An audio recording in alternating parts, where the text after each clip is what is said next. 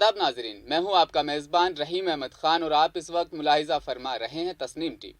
Tasnim T V کی جانب سے خاص پیشکش شخصیت ہند میں ذکر چل رہا تھا مولانا فضل حق خیر آبادی کا۔ فضل حق چند دنوں تک زیر زمین رہنے کے بعد اپنے گھر والوں کے ساتھ اودھ روانہ ہو گئے تھے۔ انہوں نے اپنے خاندان کو اپنے آبائی شہر خیر آباد میں چھوڑ دیا تھا اور لکھنؤ میں بغاوت میں شامل ہو گئے۔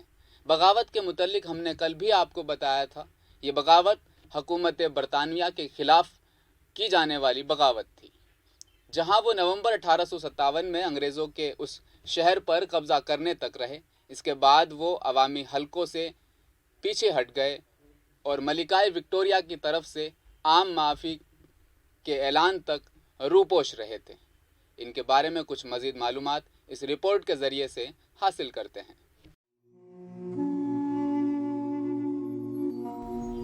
مولانا فضل حق ان کے اعلان میں یہ فرض کرتے ہوئے کہ وہ خود کو عام معافی کے دائرے میں لایا گیا ہے، وہ روپوش ہو کر نکلے، لیکن بعد میں انہیں گرفتار کر کے 1859 میں لکھنؤ لایا گیا۔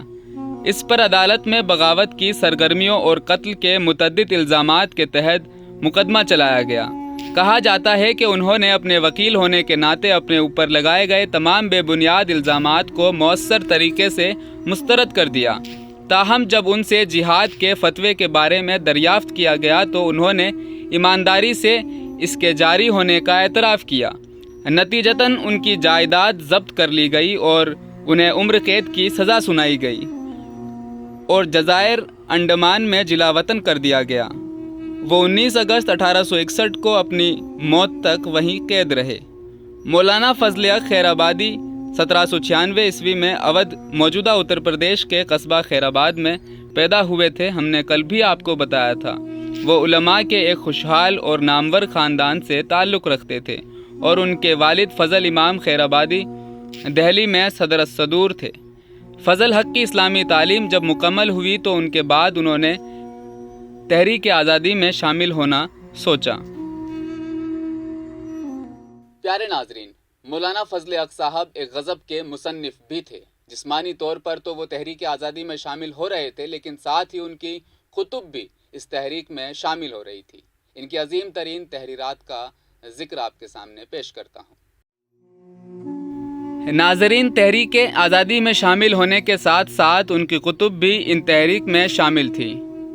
ان کی تصنیف سورۃ الہندیہ کی طرف آتے ہوئے کتاب کے مواد کو 2 حصوں میں تقسیم کیا جا سکتا ہے: بغاوت، اس کے اسباب، واقعات اور اس کے بعد کے حالات، اور جیل میں ان کی آزمائش۔ کتاب کو کاغذوں اور کپڑے کے چھوٹے ٹکڑوں پر پینسل اور کوئلوں سے وہ قید کیا کرتے تھے۔ ایک ساتھی باغی قیدی مولانا عنایت احمد کاکوری کی مدد سے سرزمین پر اسمگل کیا گیا، جسے عربی متن کے ترجمہ میں جیلر کی مدد کرنے پر اپنے اصل سزا کی تکمیل سے پہلے رہا کر دیا گیا۔ فضل حق نے اسے اپنے بیٹے عبدالحق خیر آبادی کے حوالے کرنے کی ہدایت کی، جس نے بعد میں نوٹوں کو ترتیب 1947 میں انگریزوں کی رخصتی کے بعد دیا۔ اس سورۃ الہندیہ کو باضابطہ طور پر باغی ہندوستان کے عنوان سے اردو میں ترجمہ کیا گیا۔ فضل حق کتاب کا آغاز اللہ تعالیٰ کی حمد کے ساتھ کرتے تھے اور اس کے بعد نبی اکرم صلی اللہ علیہ وسلم پر درود و سلام پڑھا کرتے تھے۔ بغاوت پر اپنی تفسیر کے ساتھ شروع کرنے سے پہلے وہ اپنی موجودہ حالات کی ایک مختصر لیکن متحرک تفصیل دینا چاہتے تھے اور انہوں نے لکھا کہ میری یہ کتاب ایک ٹوٹے دل، زخمی، غمزدہ اور مصیبت زدہ شخص کی تصنیف ہے، جو اب چھوٹی سی چھوٹی مصیبت کو بھی برداشت کرنے کی طاقت سے عاری ہے۔ وہ اپنے رب سے پر امید ہے جس کے لیے ہر چیز آسان ہے کہ وہ اس سے آزمائش سے نجات دلائے گا۔ اسی انتظار اور امید میں مولانا فضل حق خیر آبادی جیل میں ہی انتقال فرما گئے۔ شخصیت ہند کی آج کے اس قسط میں فی الحال اتنا ہی۔ مجھے دیجیے اجازت، آپ دیکھتے رہیے تسنیم ٹی وی، اپنا خیال رکھیے گا۔ اللہ حافظ۔